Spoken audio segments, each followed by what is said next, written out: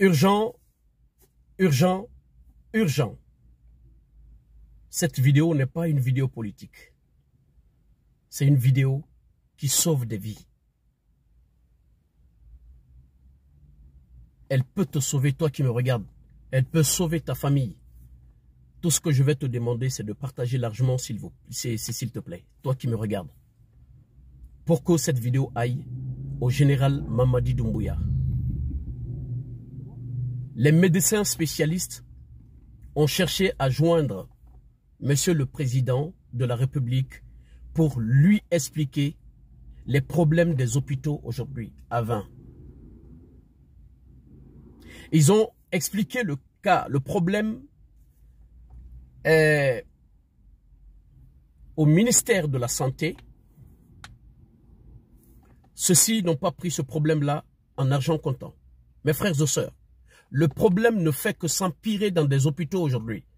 Si vous voyez que nos frères, nos sœurs meurent d'un simple contrôle dans des hôpitaux, le problème, ça vient de là.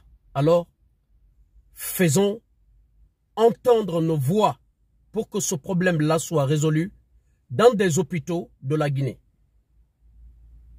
À présent, je vais vous laisser suivre cette vidéo. Elle est très importante, suivez-la et je vais vous revenir pour vous rajouter voilà ce qui n'a pas été dit dans cette vidéo. A tout de suite mes frères. Doyen de la faculté des sciences et techniques de la santé à Conakry, chef du service de dermatologie MST au CHU Donka. Professeur Cissé, est-ce que la fuite des cerveaux c'est un sujet tabou entre profs et étudiants ou est-ce que c'est un sujet dont on parle en dehors des amphis? On en parle en dehors des amphis, en ce sens que j'ai bien écouté l'émission. La réalité guinéenne, elle est tout autre. La fuite, c'est pas obligatoirement vers l'Occident, mais aussi c'est dans les autres pays africains. Mais c'est un sujet qu'on aborde souvent avec les étudiants.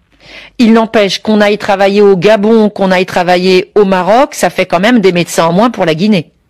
Tout à fait, tout à fait. Au Gabon, justement, en Guinée équatoriale, mais aussi tout près de nous ici, en Côte d'Ivoire et au Sénégal.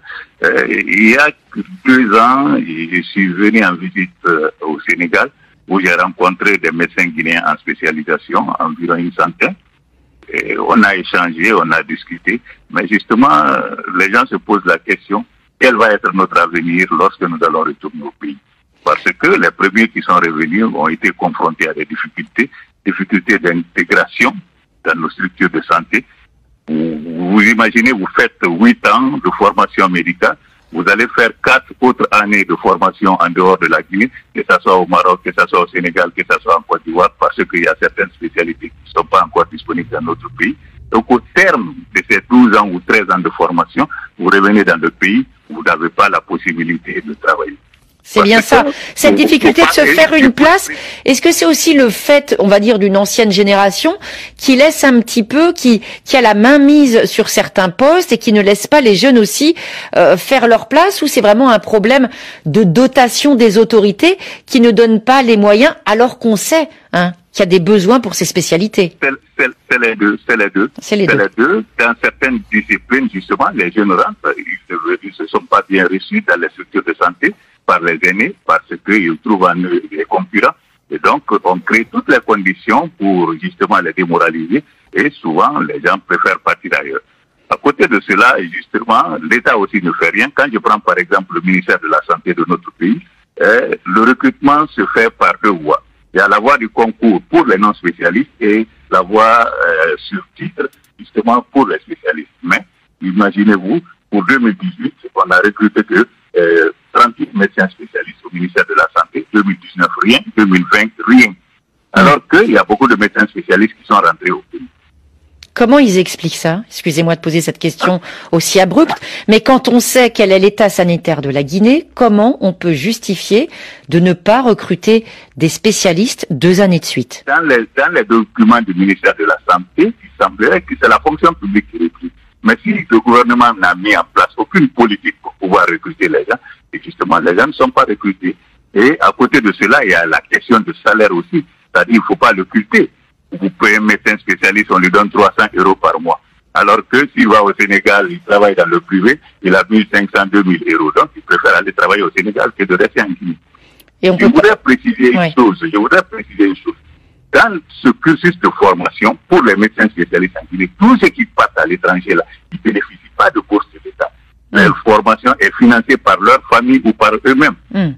Et donc, du coup, quand vous revenez, vous ne pouvez pas avoir de crédit à la banque pour pouvoir vous installer dans le privé. Vous ne pouvez pas intégrer également la fonction publique. Vous n'avez qu'un seul choix. Le choix, c'est là où vous avez la possibilité de travailler sans difficulté, c'est de partir là-bas. On peut dire, professeur Cissé, que le système guinéen fait tout, en fait, pour perdre son élite médicale. Tout à fait. Tout est fait pour perdre l'élite médicale. Et moi, je suis chef de service depuis 20 ans, 30 ans, je suis à l'orée de la retraite, ou parfois même je suis parti à la retraite, et que les jeunes qui doivent venir m'épauler, les gens sont fiers de dire, par exemple, je suis le seul dans ma spécialité, je suis le seul dans la discipline. Mais entre-temps, on vous pose la question, qu'est-ce que vous avez fait pour qu'il y ait d'autres personnes? Parce que tout est mis en place, justement, pour empêcher les jeunes d'intégrer, et du coup, les jeunes préfèrent partir, parce que tout le monde aspire au bien-être. Oui, c'est tout à fait naturel. Professeur Cissé, est-ce que on peut donner une idée de ce que ça implique en termes de pénurie de soignants au niveau de la Guinée? Tout à l'heure, on avait votre collègue du Mali qui disait qu'il y avait 30 spécialistes de la santé des reins pour tout le Mali. C'est pareil, à chaque fois qu'on cite le nombre de spécialistes pour tel ou tel pays, on est effaré, on sait très bien que la nature des problèmes de santé, avec en plus le développement des maladies non transmissibles, diabète, obésité, hypertension, tout ce que cela implique comme comorbidité. Aujourd'hui, la jeune génération, ceux qui restent, il faut vraiment être motivés. Oui, tout à fait. Alors, je vous donne un exemple de ce déficit de spécialistes. On a 3 grands hôpitaux en Guinée. À Conakry, plus précisément, on a l'hôpital national d'Onka, qui aujourd'hui n'a que 3 anesthésistes réanimateurs spécialistes. L'hôpital d'Ignassi n'a que 3 anesthésistes réanimateurs spécialistes. Et l'hôpital sino-guinéen. Et voilà, Monsieur le Président, j'espère que cette vidéo ira jusqu'à vous et que vous trouverez des solutions à tous ces problèmes qui sont dans des hôpitaux de notre pays aujourd'hui. Monsieur le Président, le développement d'un pays commence par la santé et le panier ménagère. Monsieur le Président, je sais que nous savons tous, peut-être sauf si les personnes qui ne reconnaissent pas le bienfait que Monsieur le Président est en train de poser aujourd'hui, les actes que Monsieur le Président est en train de poser aujourd'hui. Aujourd'hui, vous êtes en train d'émerger la Guinée, d'accord? On est tout à fait d'accord. Merci beaucoup, Monsieur le Président, pour cela. Mais nous vous demandons de voir cette situation et de régler les problèmes qui existent aujourd'hui dans nos hôpitaux aujourd'hui, Monsieur le Président. Comme Monsieur, dans la vidéo, le chef vient de nous expliquer. Il y a beaucoup de Guinéens qui ont fini leurs études, qui ont fait des bonnes formations de médecine, qui sont à l'extérieur, qui refusent aujourd'hui de venir parce que les premières personnes qui sont venues pour servir leur nation ont été rejetées au profit des recrues clandestins.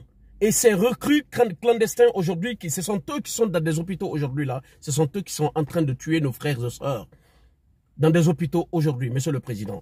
Et vous ne resterez pas sans savoir, Monsieur le Président, depuis 2015, l'État guinéen a arrêté de recruter les spécialistes, accepté les recrutements clandestins. Or, ce sont les spécialistes qui doivent diriger les hôpitaux, renseigner les étudiants en médecine, valider les protocoles de prise en charge des malades, coordonner les prises en charge pour une meilleure qualité des soins selon les normes internationales, prendre en charge les cas compliqués qui dépassent la compétence du médecin généraliste et forme les autres médecins généralistes dans chaque spécialité. Monsieur le Président, pour l'amour du ciel, concentrez-vous à la santé. Concentrez-vous dans ce domaine-là pour que nos frères et sœurs arrêtent d'être assassinés, d'être tués Mon frère a été tué à l'hôpital Ignace Dine, je vais le dire comme ça. Je pense qu'il y a beaucoup de familles en Guinée qui souffrent du même problème aujourd'hui.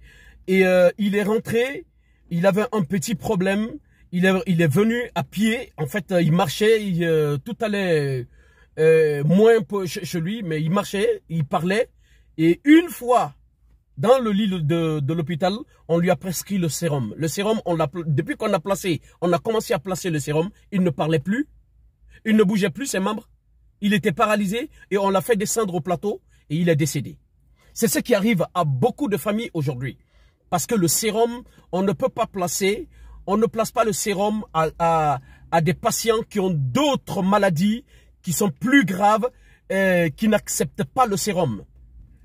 C'est les recrutements clandestins là qui tuent les Guinéens aujourd'hui dans des hôpitaux. Monsieur le Président, faites face à cela s'il vous plaît. Ça c'est dans l'intérêt de la nation.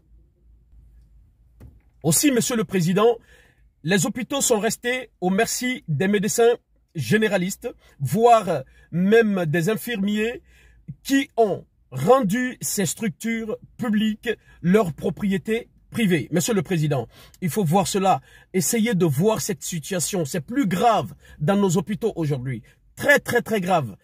Très, très grave. Venez, s'il vous plaît, Monsieur le Président, il faut essayer de résoudre ce problème. Parce que le développement d'un pays commence d'abord là-bas, par la santé. Il faut résoudre ce problème. C'est urgent, très urgent, Monsieur le Président.